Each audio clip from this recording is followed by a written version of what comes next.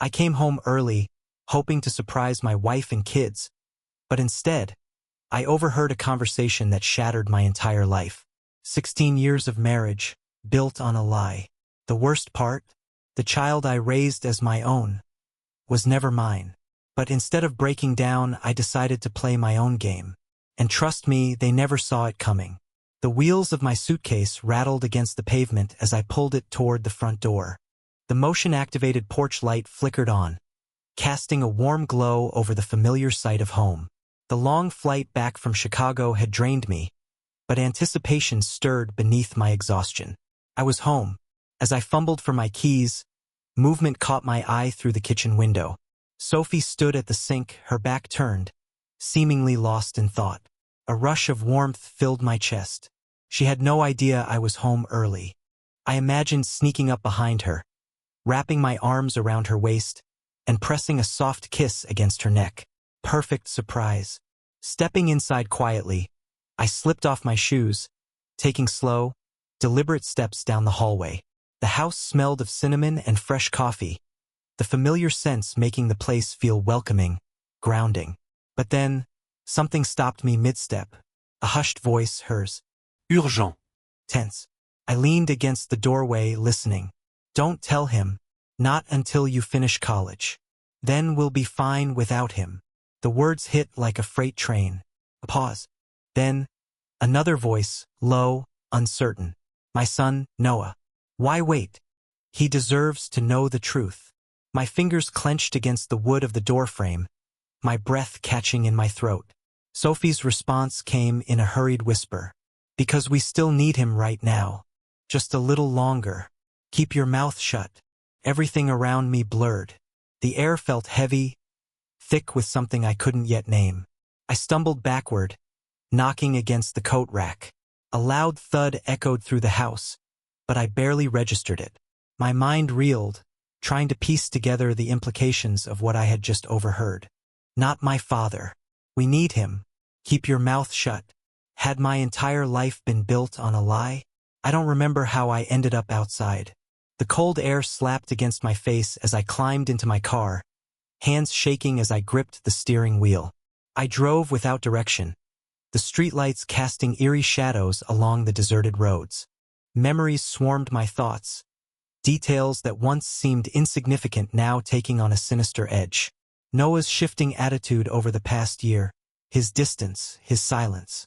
The strange tension in Sophie's voice whenever I asked about finances. Unexplained charges on our joint account. I had never questioned any of it.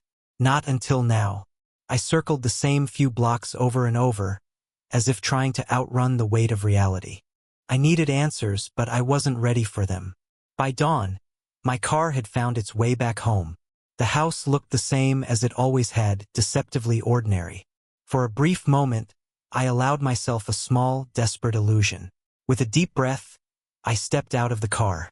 The world felt heavier as I walked toward the door, knowing that whatever was waiting for me inside would never be the same. The next morning, I moved through the house like a ghost. The routine was the same: shower, shave, dress for work, but everything felt different. Sophie was in the kitchen, flipping pancakes, the picture of normalcy. She turned, smiling as if nothing had changed. "You're home," she said, surprise in her voice. "I didn't hear you come in last night." I forced a smile. "Got in late. Didn't want to wake anyone." She nodded, turning back to the stove. I studied her, searching for cracks in the facade. There were none. Noah slouched into the room, barely acknowledging me as he dropped into a chair, his focus glued to his phone. His fingers moved rapidly over the screen, sending messages I would never see. Secrets, locked behind glass. Moments later, Lily joined us. My daughter, my little girl, usually so lively, now seemed subdued. She barely touched her food, pushing it around on her plate. I tried to keep my voice steady. "Everything okay, sweetheart?" She shrugged. "Just tired." Her refusal to meet my eyes sent a new pang of unease through me. The silence stretched. The weight of unspoken words suffocated the air. I couldn't take it anymore. The scraping of my chair against the floor cut through the tension as I stood. I've got an early meeting. Better head out. Sophie looked up, confusion flickering across her face. You just got back. I thought we could spend some time together today. The irony of her words struck like a blow. Forcing my expression neutral, I grabbed my briefcase. Sorry, this project is crucial. Maybe this weekend.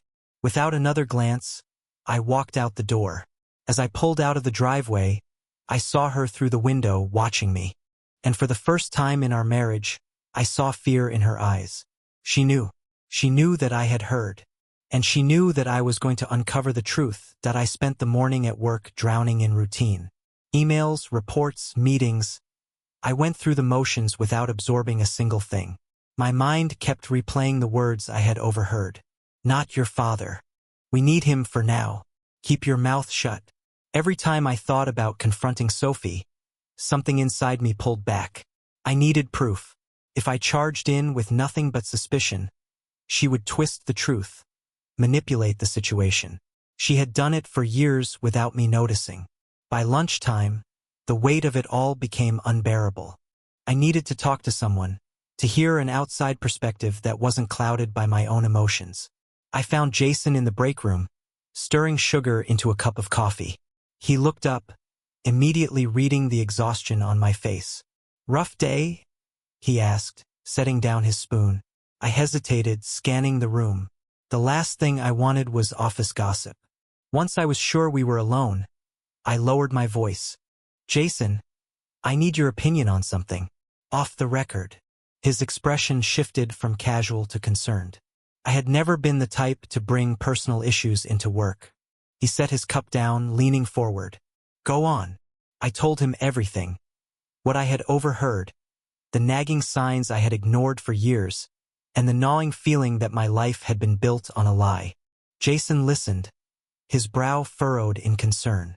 When I finally stopped, he let out a long breath. Adam, that's damn. I don't even know what to say. Neither did I. After a moment, he spoke again. Look, before you jump to conclusions, you need to be sure. Don't let emotions drive your next move. I've got a cousin, Maya. She's a private investigator, good, discreet. Let me call her. I grasped onto the idea like a lifeline. Hard evidence. That's what I needed. I nodded. Yeah, call her. Maya worked fast. Within a few days, she had already found discrepancies. Financial irregularities, unexplained hotel stays, wire transfers to a name that sent a chill down my spine. Daniel Lawson, an old friend, my former college roommate. The puzzle pieces started snapping into place.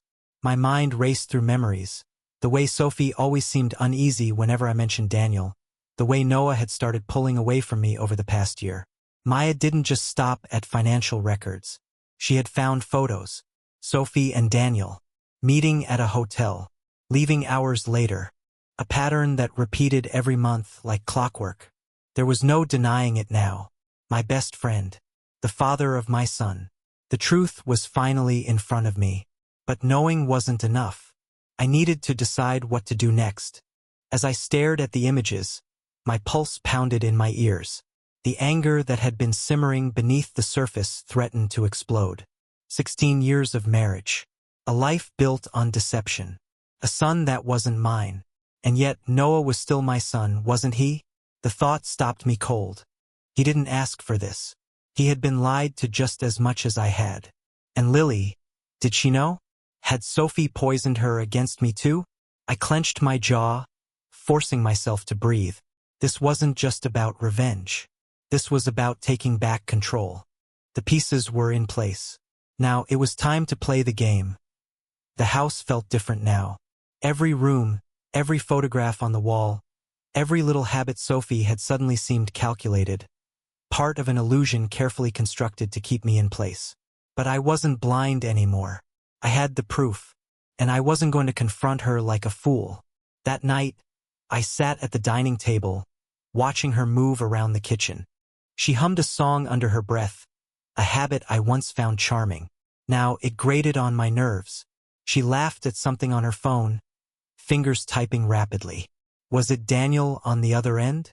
Were they making plans to meet again? whispering about the future they had built behind my back. I felt the anger rise, but I forced it down. Not yet.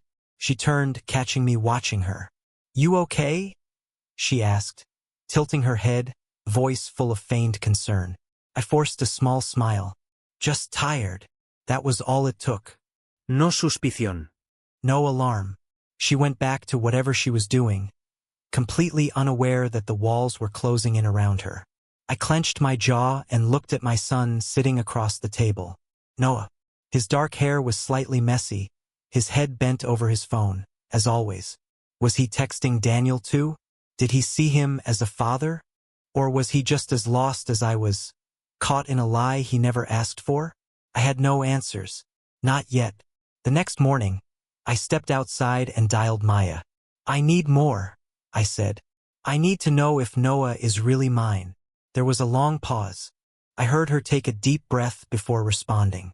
"Are you sure you want to go through with this?" A simple question, but the weight of it nearly crushed me. I looked at my reflection in the car window, at the man I barely recognized anymore.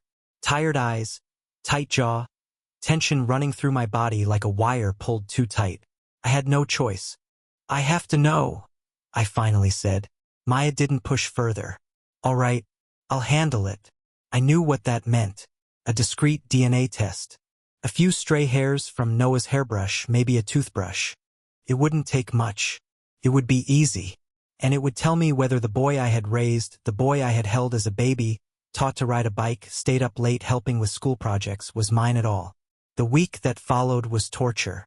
I moved through the days as if on autopilot, playing my role perfectly.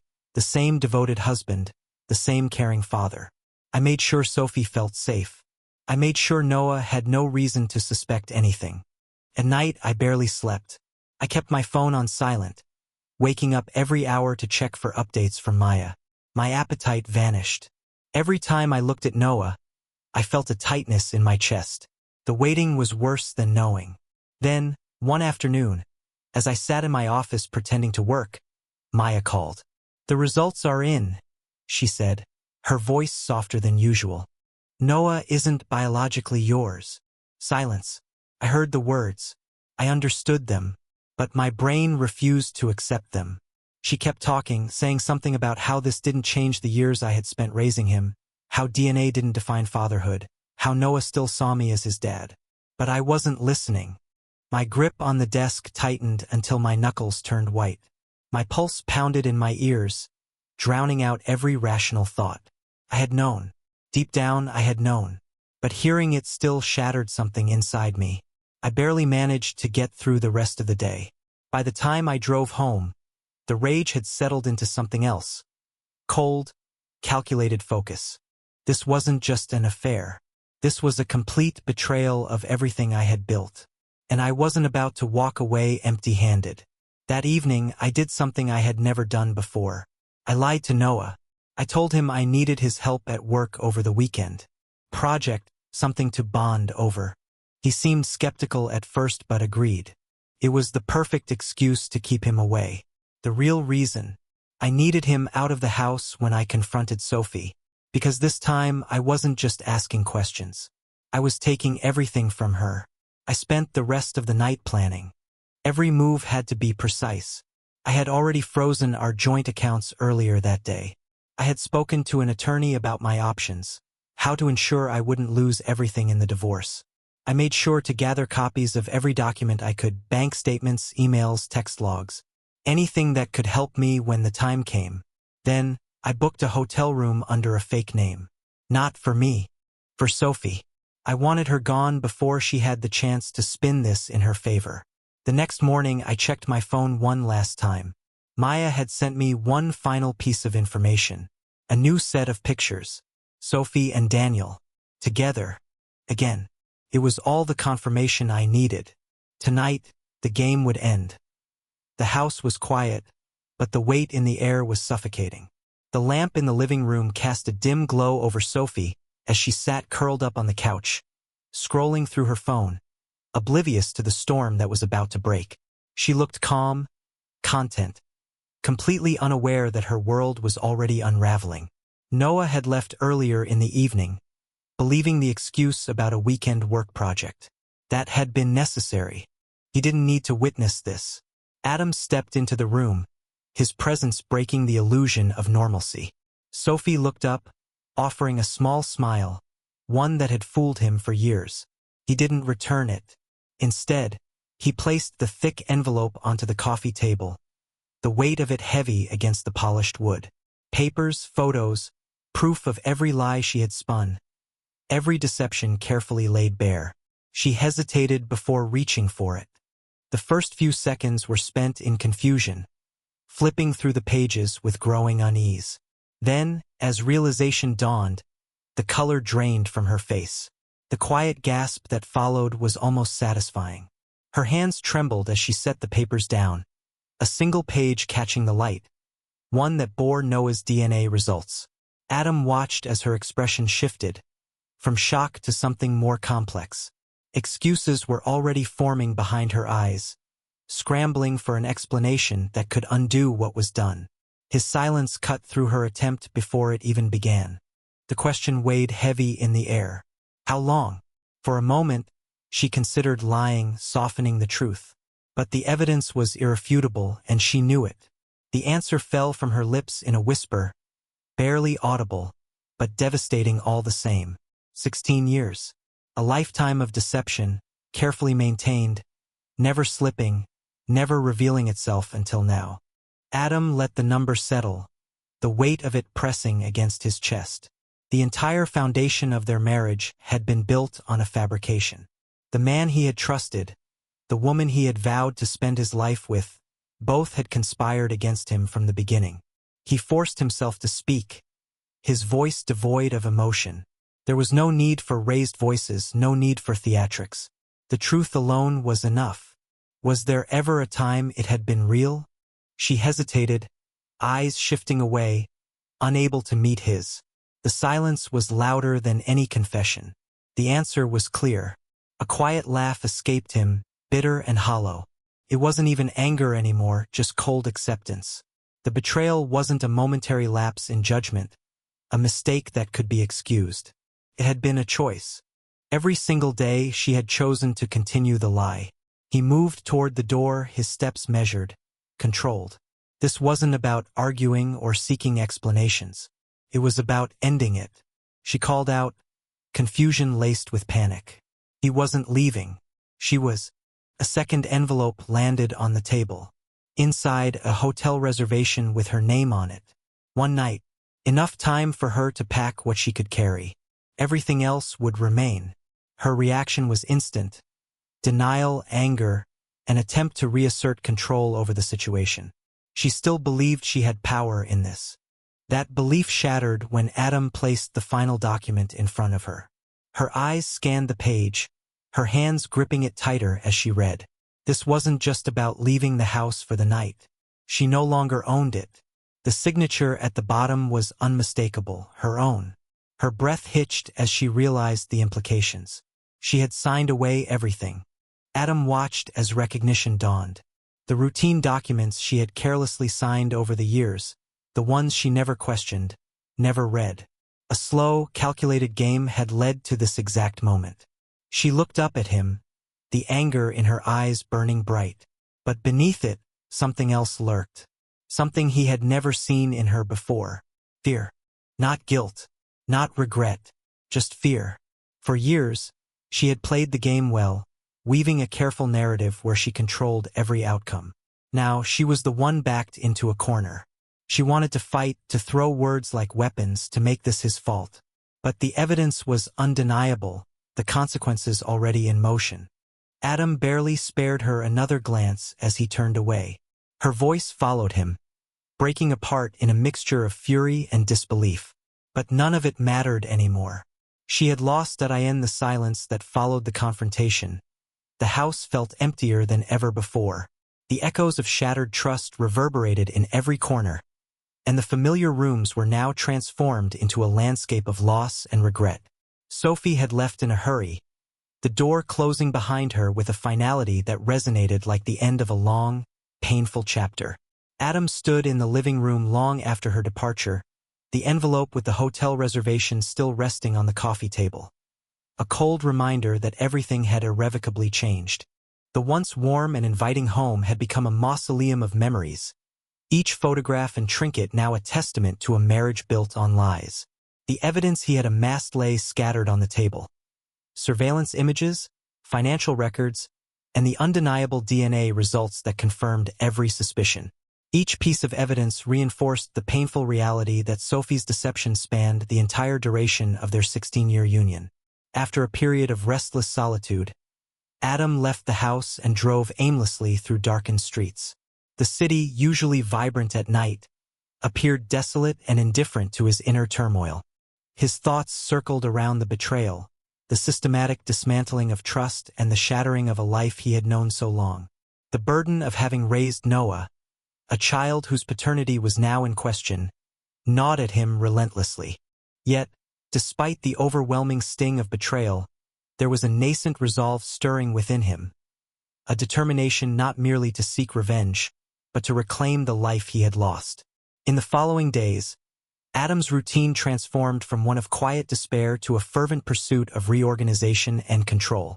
At work, the weight of his personal crisis was temporarily lifted by the familiar rhythm of professional challenges. He immersed himself in the responsibilities of leading his cybersecurity division at Nova Dynamics, pouring every ounce of his energy into the technical projects that had once been his refuge. The problems in the AI-driven security software that had threatened the company's stability now became a focus through which he could channel his inner chaos into something productive. Gradually, as deadlines approached and the software enhancements took shape, Adam began to notice subtle changes within himself. The constant anger, which had consumed him in the immediate aftermath of the confrontation, began to morph into a quiet resolve.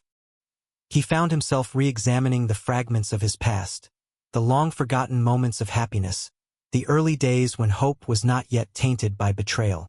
Though each memory was tinged with sorrow, it also reminded him that his identity was more than the sum of his marital failures.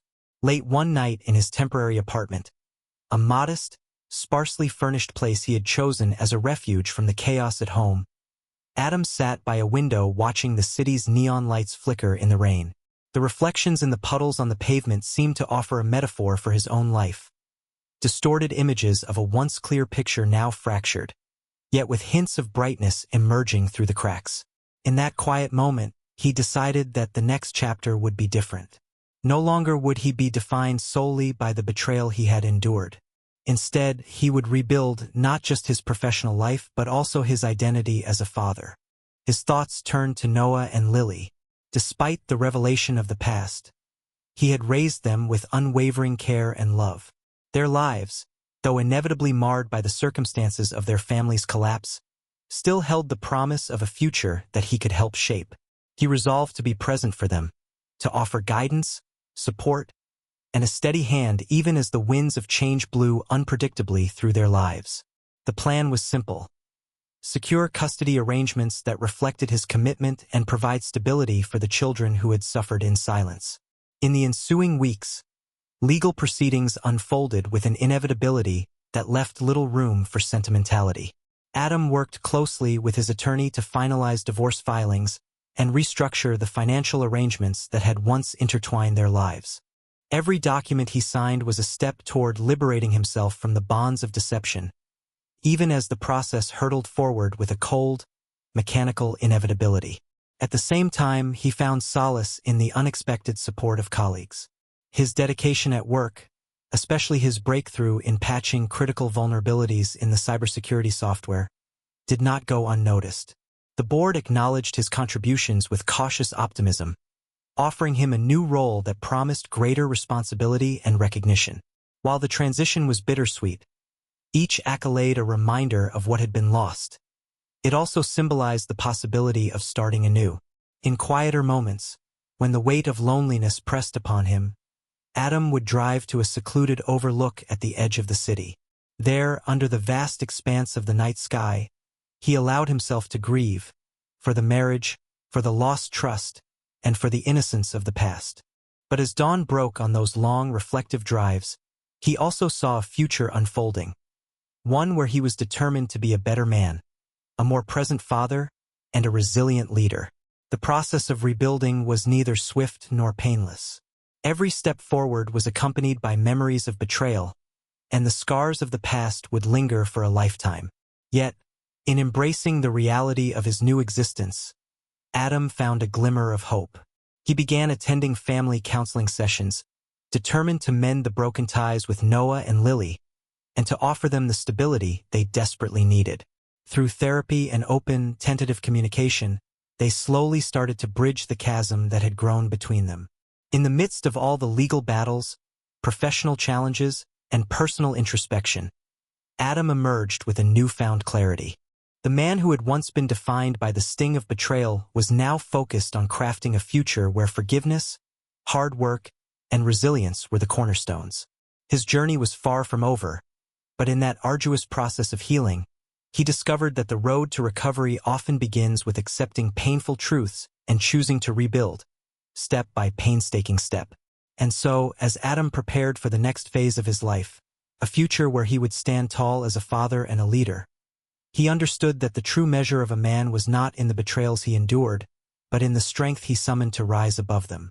The path ahead was uncertain, but he was ready to face it, one day at a time.